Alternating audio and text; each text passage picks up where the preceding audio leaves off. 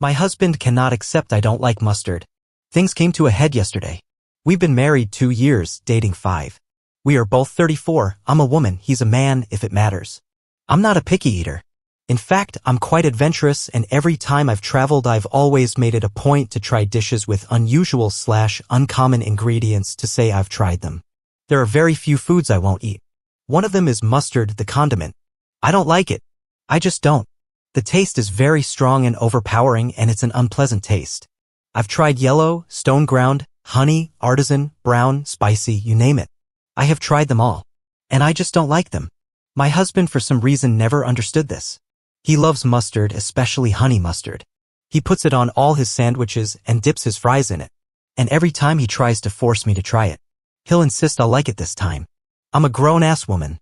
I know what I don't like. And I don't like mustard. So I'll say no, and it'll devolve into a mini argument where he'll call me picky. Well, last night we were on the road home from a weekend trip we took together, and he stopped at a gas station to get us a quick bite. He got a hot dog slathered in mustard. I got one but decided to keep it plain. I don't really love hot dogs to begin with, but I will eat them. While we waited in line, he asked what I got on mine. I told him nothing. He actually got furious and grabbed it from me. He marched over to the condiment station and began putting mustard on my hot dog, telling me to grow up and stop being picky. I just walked out and sat in the car. I didn't even want the damn hot dog anymore. My appetite was gone. He came back and began screaming at me for embarrassing him even further. The word divorce was said for the first time ever. I secretly recorded his screaming because I was genuinely afraid I would die. He was driving erratically, swerving and speeding. I'm in a hotel tonight. He ignored me all day at work, and then the calls started around when he realized I wasn't coming home. Non-stop voicemails and texts. He sent me a screenshot of a Google search for local divorce lawyers. I haven't eaten all day and I've been sobbing in this damn hotel room. I don't want to get divorced, and I wish I had just ate the fucking mustard. Someone, anyone, please give me an explanation. Am I in danger? Why would he react this way to a preference of mine? I'm completely broken right now. Update. Some answers I guess to questions I saw. Regarding when I said no to sex. He respected if I said no to having sex, but he would ask for blowjobs over and over. I used to give in at first until I started dreading doing it. He tried buying all this stuff to make me like it, to make it easier, or whatever. I used to like blowjobs. I don't like giving them to him. But he'll still ask over and over. I started responding with, I said no. Are you going to force me to do it? And he gets squeamish and offended that I'd implied he would rape or assault me. If I have a support system. No. I've always been a very small circle kind of person, and I lost touch with casual college friends. My friends are his. It makes me feel like a loser, but I don't really have friends of my own. My parents are dead, my dad died when I was a teen, and my mom passed recently of heart failure. I have no siblings. I'm financially capable of living on my own, and I could pay for a divorce. I just really didn't want things to be this way. The mustard thing was always just an annoyance to me. I didn't consider it a deal breaker, but obviously it is for him. We have no kids and no equity. Our finances are separate save for one joint account we equally contribute to for bills. We were looking at buying a house. I'm safe. I'm at work and I'm staying in the hotel until further notice. He has continued to text. One message said that he loves me and doesn't want to lose me, but I've forced his hand by refusing to communicate or come home. I haven't answered. I don't know what to say. I forced myself to eat my favorite takeout late last night, but it tasted like cardboard. I stayed up late compiling a list of every time he has shown worrying behavior. I guess the mustard is the tip of the iceberg. Update 2. Sincerely, thank you all for your kind words as well as sending me links to resources. He has reverted back and has told me that he never wants to see me again, so I suppose that gives me time to read that book that someone on RA suggested to me. I forget the name. I will admit, while I was at work and thinking of the lonely room waiting me after 5, I considered just going home. But I knew what awaited me. I'm too drained to muster up the kind of apology he would be expecting in order for things to go back to normal. I honestly fear that our normal is detrimental to me. I also don't want to apologize. I don't think I did anything wrong, and you all helped validate that. I always felt like I was the one disturbing the peace.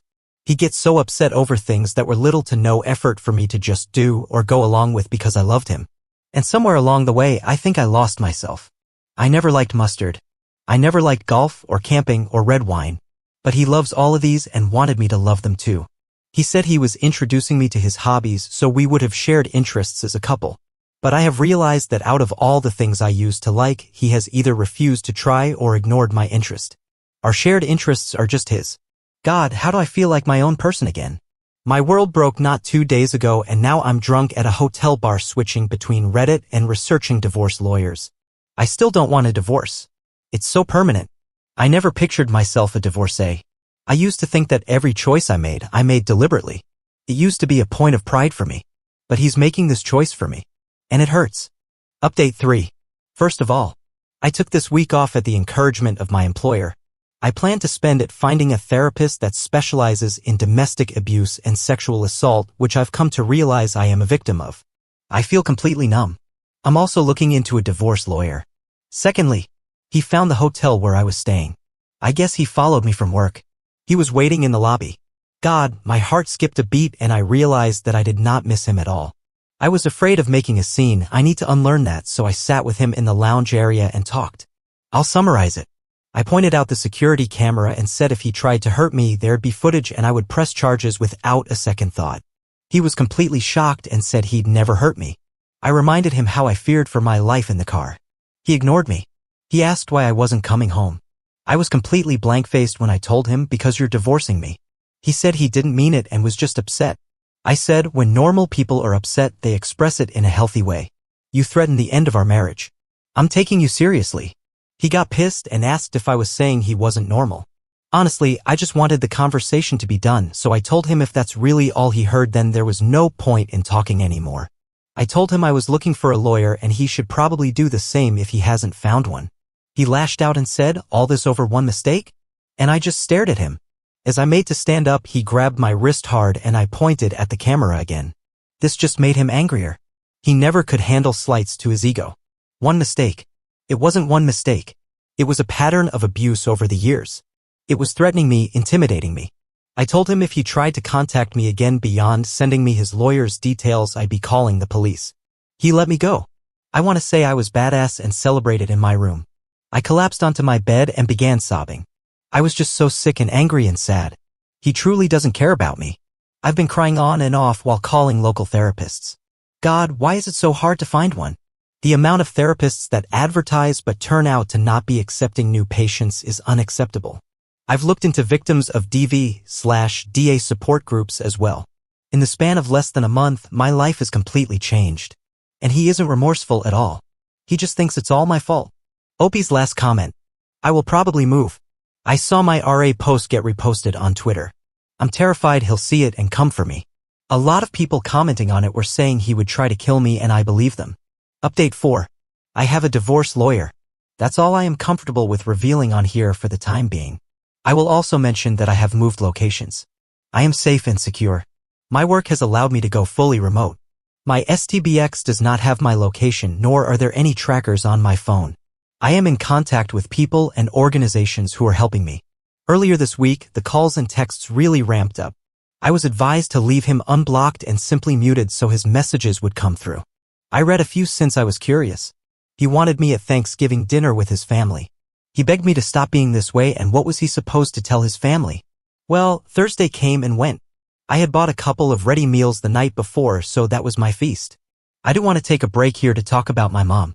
Since it was only 3 of us every holiday, except the rare times friends would come over, my mom wouldn't make a turkey. She would buy a rotisserie chicken and dress it up with stuffing, etc.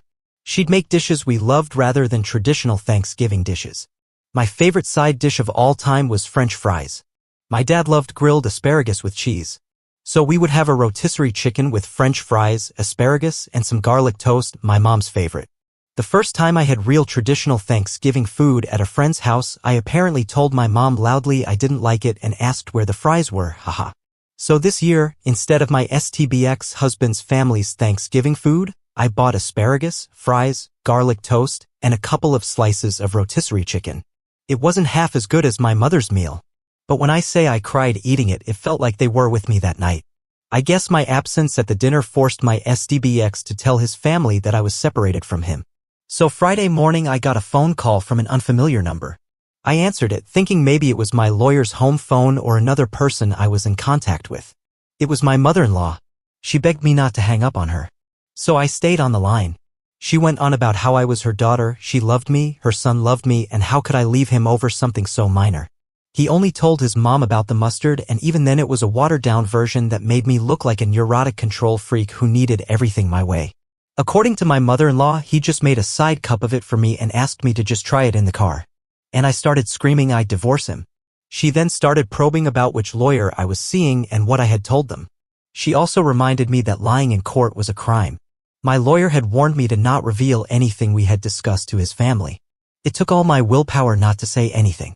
Instead, I hung up and muted her number too. She hasn't texted or tried to call again. Trust me, I would have loved to send the recording of her son screaming saying he ought to smack me upside the head, calling me a stubborn bitch, that he would divorce me, and that he would run the car off the fucking road if I didn't start acting right. I wanted to scream into the phone that her precious son started this mess and I was simply doing what he wanted. I have come to realize you don't treat someone you love like the way he has acted. Normal people don't want to have sex with someone who has already said no. Normal people don't keep pushing and obsessing over food preferences. There is something seriously wrong with that man. He texted me last night, Friday, calling me a bitch for making his mother cry. He also said he would come find me and it would take more than a locked door to keep him from getting me and taking me home. I forwarded those to the right people. I know this isn't a happy update, but things are moving along quite nicely. Latest update. I am okay. I moved. I will not say where, but I have found a new home. My job let me stay on as permanently remote. I can't go into details about my divorce or other current legal proceedings, but I can say I was granted a protective order due to something that happened back in December. Due to the nature of what happened, I was hospitalized for a time. That was what I guess made me realize I wanted to get the fuck out. I traded my car, had my phone checked for tracking apps/devices, and changed my number. He cannot contact me or have anyone contact me on his behalf. I am now several hours and state lines away from him and his wretched family. I moved with only 2 suitcases and a duffel of my stuff. I cannot wait to furnish and decorate my new home the way I always wanted it. I'm in therapy and I have a survivor support group I see weekly. I will be okay. I feel like I can finally breathe.